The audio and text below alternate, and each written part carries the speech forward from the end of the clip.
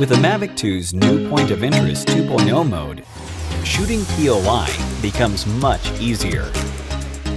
Using the vision system to set a point of interest. Open the Intelligent Flight Mode menu and select Point of Interest. Choose the subject on the screen, tap Go, and the drone will measure a radius centered on the target point.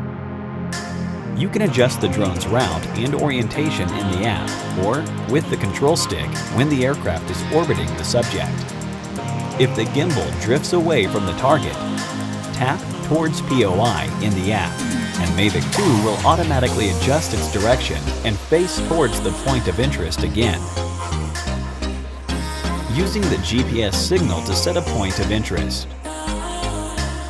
First, hover the Mavic 2 above the point of interest. Press the C1 button on the remote controller to set the point of interest. Push the left stick to control the altitude. Push the right stick to control the orbit's radius. After the aircraft is in the right position, click Go, and the drone will orbit the subject.